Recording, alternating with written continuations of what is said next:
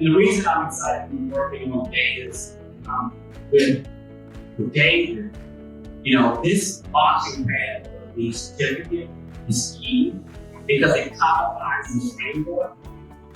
But David has been helping to elevate our thinking on what it would look like if DEIS work hard, your research. And I'll let David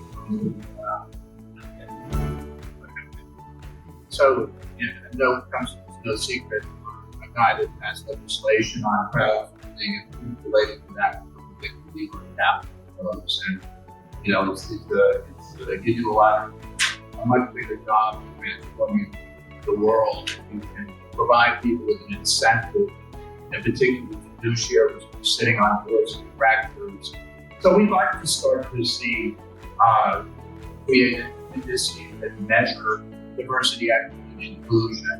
We're I think, pretty sober about it. We understand that what's important is to move the needle, right? So we like to measure in these indices progress, right? And to give people something which is reasonable to achieve and to have people commit. I call it pledging, right? And in private companies too, you need to not just walk the talk and be and ultimately be performative. You need to be, Rodney's language, we've got to walk the talk.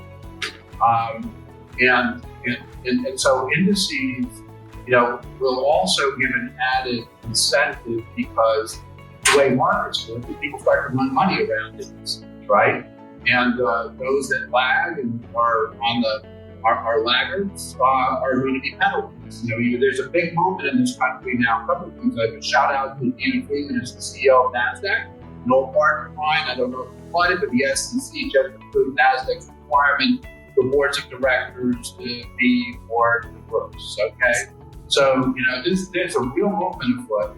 Also, we talk about investing money along ESG. What is ESG? It is environment, right? It's social, and it is governance, right? Well, those two things there that fit, right? Social and governance, it's square in the wheelhouse, like Rodney and OHUB and this collective are doing. So we have beginnings of tools, and we're working through the nuance. Going into Atlanta, where Rodney's from. If I was to have, the same percentage of employees that were African American as in South Dakota, that would not be acceptable, right? Because of the differences in population. I think the African American population is about 50%. So, we've got to be doing things that are fair, realistic, but also stretch goals that are achievable for people to do a better job. At the same time, we translate to them why, they're going to be rewarded for doing the things that we need. And I think that comment, which is very important, which is diverse businesses outperform non-diverse, and it is absolutely critical to the foundation of some of this thinking. But there's also a bigger message here, which is that collectively, that by doing better, this country will do better, and we're going to leave this place in a much better position for the next generation. We have to kind of get our act together and all of our human capital maximally performing. I don't want to get off on my soapbox, but one of the things that we've done, and I'm going to do it for a second, the country is the world's leader in incarceration. Okay, we incarcerate more people, and it's disproportionately affecting the African American community. And what's shameful about that is we're now taking human capital that should be an asset to society and turn it into a liability.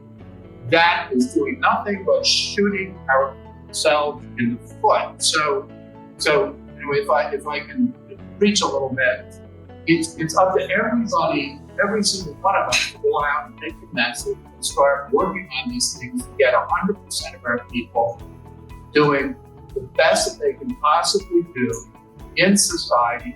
We also have to do our work to transform flows of capital. And I was having this conversation with one of our OHUB partners who we saw earlier, Cameron Blanks. You could be Clark Einstein in an inner city poor neighborhood today, and you're not going to get funded. And the reason for that is that most businesses get started with friends and family money. And if your friends and family are poor, it's more likely that you're going to get struck by a bolt of lightning than you're going to get a business started. So how we change those flows of capital is absolutely essential to driving long-term innovation and economic growth, upward mobility, U.S. competitiveness, and ultimately national security. All of these things are interrelated. So it's not just about, why is it good for the African American community. The beauty of it is that by doing right by the African American community and women, we're going to do right by the country and by our long-term outlook. That's the message that I like. It's in everybody's best interest to do a better job.